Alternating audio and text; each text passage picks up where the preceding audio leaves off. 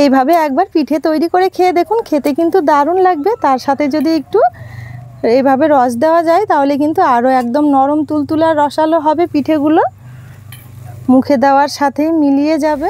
শীতকাল মানেই কিন্তু বিভিন্ন রকমের পিঠে পুলি খাওয়ার সময়, আর সেই পিঠেগুলো যদি এই রকম একদম নরম তুলতুলে আর রসালো হয় তাহলে কিন্তু খাওয়াটাই জমে যায়। এই পিঠে যাকেই তৈরি করে খাওয়াবেন প্রশংসা করতে কিন্তু বাধ্য হবে। দেখুন ভেতরটা কতটা ফাঁপা আর জালিদার হয়েছে, আর এই পিঠে কিন্তু স্বাদে গন্ধে ভরপুর, খেতে দারুণ লাগে। বাড়ির ছোট থেকে বড়রা সকলেই খেতে পছন্দ করবে। তাছাড়াও হঠাৎ করে যদি বাড়িতে আত্মীয় স্বজন আসে ঝটপট করে কিন্তু এই পিঠেটা আপনারা চালের গুঁড়ো ছাড়াও তৈরি করে নিতে পারবেন।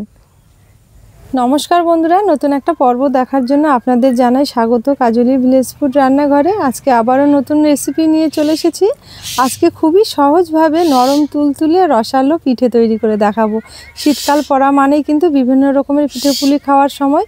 তাহলে চলুন দেখে নেওয়া যাক আজকের পিঠে রেসিপি। আশা করছি রেসিপিটি আপনাদের অনেক বেশি ভালো লাগবে। চ্যানেলে নতুন বন্ধু হয়ে থাকলে সবার আগে চ্যানেলটি একবার সাবস্ক্রাইব করে নেবেন, আর ফেসবুক পেজ থেকে দেখলে পেজটা একবার ফলো করুন। পিঠে বানানোর জন্য সবার প্রথমে একটা ব্যাটার তৈরি করে নেব। তার জন্য এখানে একটা বড় বাটি নিয়েছি। বড় বাটিতে নিয়ে নেব ভর্তি ভর্তি 1 বাটি ময়দা, আর নেব হাফ বাটি সুজি। 1 বাটি ময়দার জন্য হাফ বাটি সুজি নিতে হবে। আর নেব সামান্য একটু লবণ। মিষ্টি জাতীয় খাবারে একটু লবণ দিলে দেখবেন মিষ্টির স্বাদটা কিন্তু দ্বিগুণ হয়ে যায়। আর দেব হাফ বাটি, ছোট বাটি মেপে হাফ বাটি ফ্রেশ নারকেল কোড়া।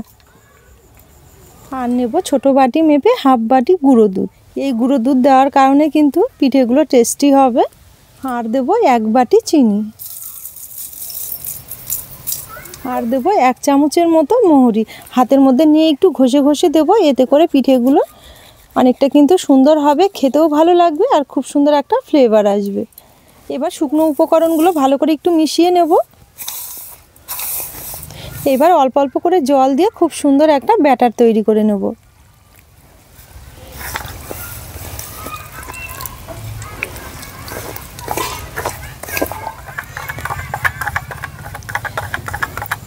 এখানে 2-1 মিনিট মতো ভালো করে একটু মিশিয়ে নিতে হবে। যত ভালো করে মেশানো হবে পিঠেগুলো কিন্তু ততটাই সুন্দর হবে। আর এইভাবে মেশাতে মেশাতে দেখবেন ব্যাটারটা কিন্তু একদম অনেকটাই সফট হয়ে যাবে। এখানে ব্যাটার তৈরির জন্য আমি জল ব্যবহার করেছি, আপনারা চাইলে কিন্তু দুধ দিয়েও তৈরি করে নিতে পারবেন। তবে আমি জলটা এই কারণেই দিয়েছি কারণ গুঁড়ো দুধ ব্যবহার করেছি, সেই কারণে কিন্তু আর দুধ দেইনি। আপনারা অবশ্যই একটু দুধ দিয়ে তৈরি করে নেবেন, তাহলে দেখবেন খেতে অনেক বেশি ভালো লাগবে। আর ব্যাটারটা অবশ্যই একটু সময় নিয়ে ভালো করে ফেটিয়ে নিতে হবে। ফেটাতে ফেটাতে দেখবেন ব্যাটারটা কিন্তু অনেকটা সফট হয়ে যাবে। আর এই ফেটানোর উপরই কিন্তু নির্ভর করবে যে পিঠেগুলো কত সুন্দর হবে। তো এখানে আমি খুব ভালো মতো করে ব্যাটারটা ফেটিয়ে নিয়েছি। যে দেখুন এখানে খুব সুন্দরভাবে ব্যাটারটা ফেটিয়ে নিয়েছি। আর থিকনেসটা দেখুন ঠিক এই রকম, খুব একটা কিন্তু ঘন করিনি। এই ব্যাটারটা এবার আমি থালাতে ঢেকে 10 থেকে 15 মিনিটের জন্য রেস্টে রেখে দেবো। কারণ এখানে সুজি রয়েছে, সুজিটা একটু ফুলতে দিতে হবে, তাহলে দেখবেন সুজিটা ফুলে অনেকটা কিন্তু সেট হয়ে যাবে। জেলে একটা কড়াই বসিয়ে দিয়েছি। এবার একটা চিনির রস তৈরি করে নেব। কড়াইয়ে নিয়ে নেব 1 বাটি চিনি, আর নেব হাফ বাটি জল, আর দেব 2টো ছোট এলাচ, মুখগুলো একটু ফাটিয়ে দিয়েছি, রসের মধ্যে দিয়ে দেব, খুব সুন্দর একটা ফ্লেভার আসবে। রসটা জাল দিয়ে খুব একটা ঘন করার দরকার নেই, চিনিটা গলে গিয়ে 2 মিনিট মতো ফুটে নিলেই হয়ে যাবে। তো এখানে খুব সুন্দরভাবে চিনিটা গলে গেছে, তারপরে রসটা একটু ফুটে উঠেছে। এবার নামিয়ে নেব। এই যে দেখুন এখানে খুব সুন্দরভাবে ফুটে উঠেছে রসটা। তবু একটু হাত দিয়ে চেক করে নেব, হালকা একটু চিটচিটে মতো হয়েছে। এই রসটা ঠান্ডা হওয়ার পর কিন্তু আরও অনেকটা চিটচিটে হয়ে যাবে। এবার নামিয়ে নিতে হবে।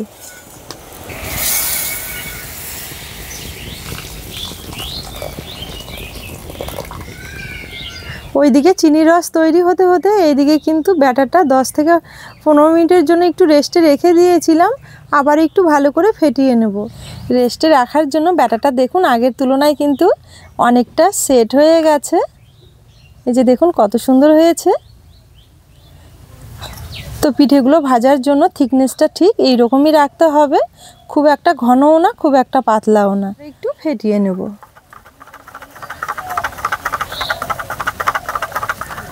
এবার পিঠেগুলো ভেজে নেব। তার জন্য আবার একটা কড়াই বসিয়ে দিয়েছি। কড়াইয়ে নিয়ে নেব কিছুটা সাদা তেল।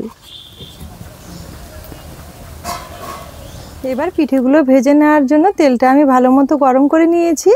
এবার 1 হাতা করে ব্যাটার নিয়ে তেলের মাঝখানে দিয়ে দেব। একদম তেলের মাঝখানে দিয়ে দিতে হবে।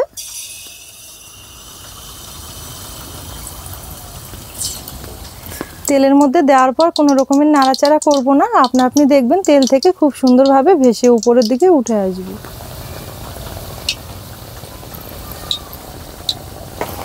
এই যে দেখুন এখানে তেল থেকে কত সুন্দরভাবে ভেসে উপরের দিকে উঠে এসেছে। এবার একটু উল্টে দেব। এবার হালকা একটু কালারটা চেঞ্জ হতে রেখে দেব। যখন দেখবেন কালারটা খুব সুন্দর একটু ব্রাউন কালার চলে এসেছে তখনই কিন্তু তুলে নিতে হবে। এই যে দেখুন এখানে পিঠেটাতে খুব সুন্দর কালার চলে এসেছে। এবার তেল ছেঁকে তুলে নেব। দেখতে কতটা সুন্দর হয়েছে দেখুন। ব্যাটারটা কিন্তু তেলের মাঝখানে দিতে হবে। এইভাবে দেওয়ার পর কোনো রকমের নাড়াচাড়া করার দরকার নেই। দেখবেন কয়েক সেকেন্ডের মধ্যে খুব সুন্দরভাবে আপনি তেলের উপরে ভেসে উঠবে। এই যে দেখুন কত সুন্দরভাবে ভেসে উঠেছে। আর তেলের উপরে ভেসে ওঠার সঙ্গে সঙ্গে উল্টে দেওয়ার দরকার নেই। যখন দেখবেন ধারগুলো একটু কালারটা চেঞ্জ হয়ে গেছে তখনই উল্টে দিতে হবে এইভাবে।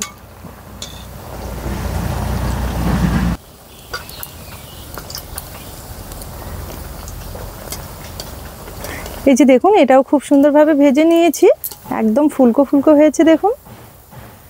সম্পূর্ণ পিঠেগুলোই আগে এইভাবে ভেজে নেব।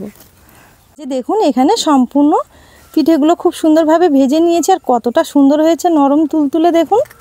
প্রত্যেকটা পিঠে কিন্তু দারুণ হয়েছে। আপনারাও অবশ্যই এইভাবে একবার পিঠে তৈরি করে খেয়ে দেখুন। কথা দিচ্ছি আপনাদের অনেক বেশি ভালো লাগবে। তাহলে বন্ধুরা আজকের পিঠের রেসিপি আপনাদের কেমন লেগেছে অবশ্যই একটা কমেন্ট করে জানাবেন। পুরো ভিডিও দেখে রেসিপি ভালো লেগে থাকলে সবার আগে চ্যানেলটি একবার সাবস্ক্রাইব করে নেবেন। আজকের জন্য রেসিপি এখানেই শেষ করলাম। ফিরে আসবো পরের দিন নতুন রেসিপি নিয়ে। ততক্ষণের জন্য আপনারা ভালো থাকবেন, সুস্থ থাকবেন।